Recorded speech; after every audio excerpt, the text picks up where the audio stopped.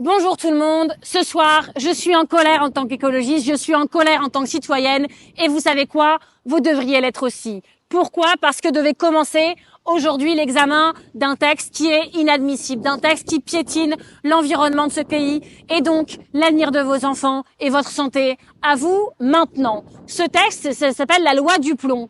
Ils se sont dit, tiens, on va leur offrir l'écologie en sacrifice à ces agriculteurs.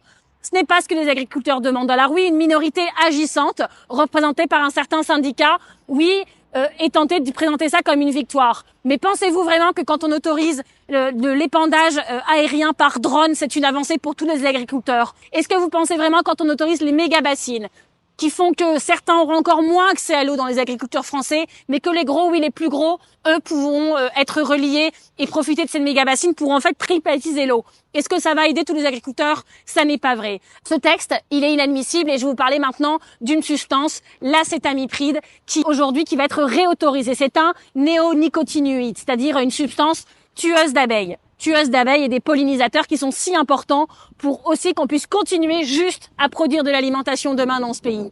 Cet acétamipride est aussi néfaste, c'est un neurotoxique qui franchit la barrière placentaire, un neurotoxique qu'on retrouve aujourd'hui jusque dans le liquide rachidien des enfants et donc qui atteint leur cerveau, un neurotoxique qui se retrouvera demain en plus grande quantité encore dans l'eau de votre robinet. La ministre de l'écologie, même l'actuelle, celle des macronistes, et donc ce n'est pas quelqu'un qui est des Verts, c'est une macroniste, même elle dit que c'est dangereux, qu'il ne faut pas l'autoriser.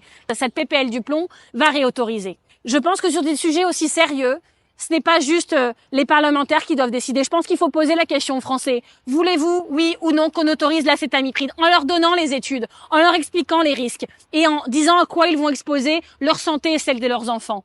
Eh ben, vous savez quoi?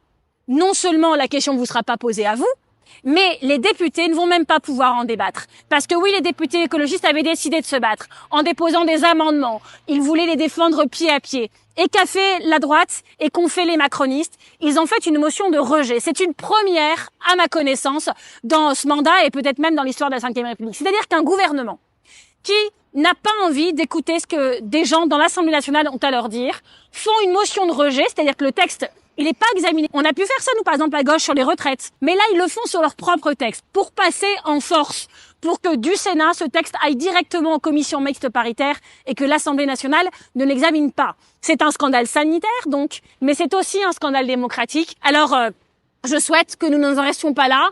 On va regarder avec les écologistes comment faire, ceux de l'Assemblée, ceux du Sénat, avec le mouvement, avec les commissions, avec les associations, les ONG. Et on vous dit à très vite.